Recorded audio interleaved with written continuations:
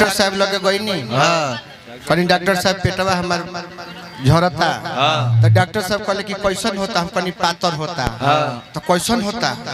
हम कहीं कितना पातर होता कि एकरा से कुल्ला भी कर सके डॉक्टर साहब बेच के बनी मरने खाली इनको पेट झरत रहे गइले ना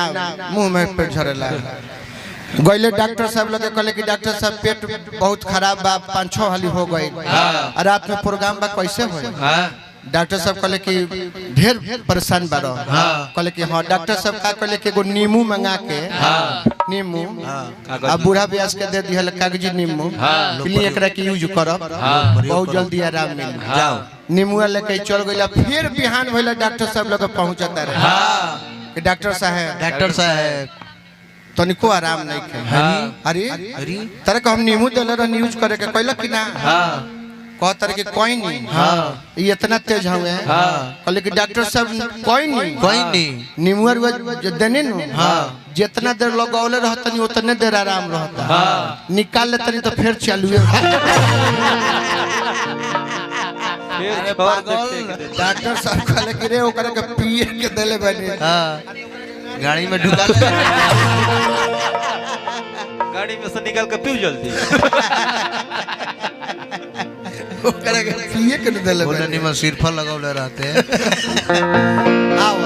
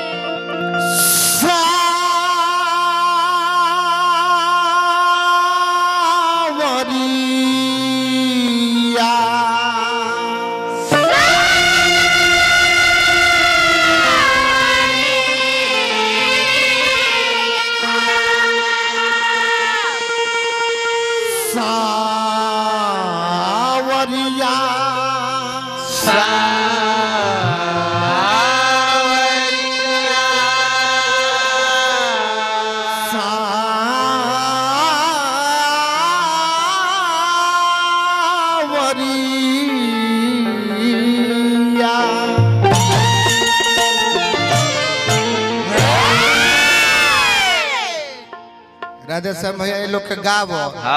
बजावो बतियावो हमार खाली समियाना में आवल गौ नहीं आ गई तो बुझी की गौ नहीं हो गई हम तो इला गुने गा दिले कि बाइल बनी तो गा दिए कौन लगावे खाती गा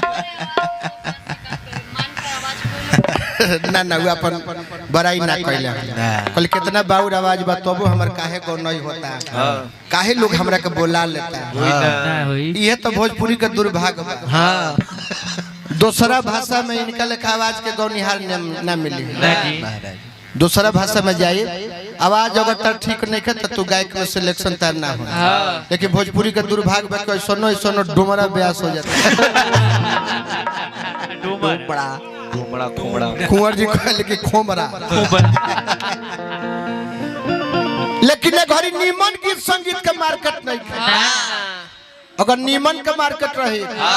तो जितना नीमन गौनिहार रहे हम घरे ना बैठते नीमन के मार्केट रही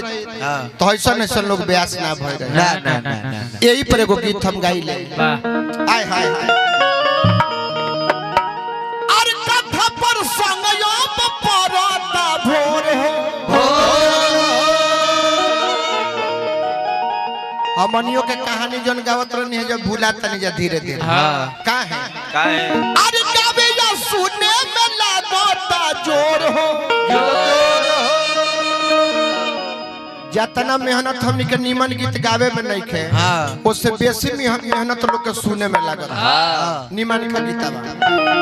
अरे कथा पर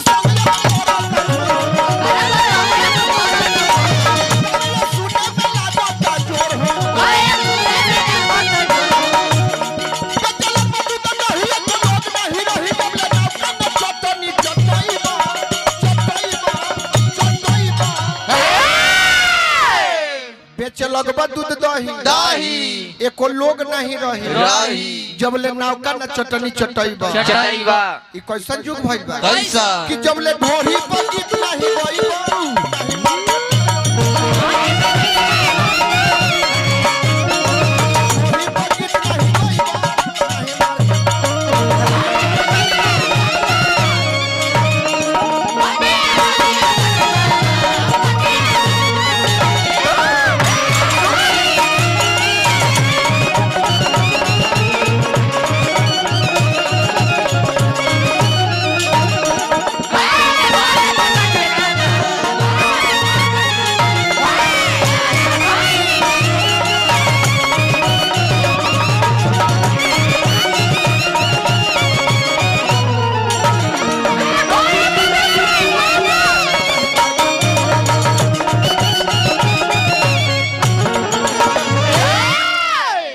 जब ले ढोरी पर गीत नहीं गईबा ना मार्केट में अइबा बात काहे कहनी है काहे मतलब फुहर पत्थर ना गईबा तो मार्केट में ना आइबा ई बात कहे के एकरा पीछे कारण बा का यहाँ जितना लोग आइल बा हां एमे केहू ऐसा नहीं के जे अरविंद सिंह अभियंता के नाम ना जानत हो चाहे उनका के ना देखले हो देखले बनी सबे नो नाम जानता नहीं सबे नो जानता नहीं सबे नो जब से मुंह में माय के ले ली है आ जब ले निकली है ना उनका बाउरे बोले के बा एक शब्द निमन ना बोल सकेले आ तबो देखिए एको दिन खाली नहीं खा रोज उनका प्रोग्राम बा हां कि सब के हु जाने बाउर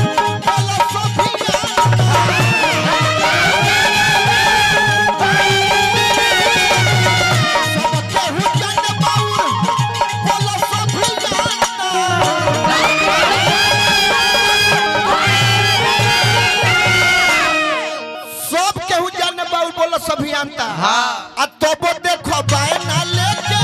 हो जाता देखो बाय ना लेके हो जाता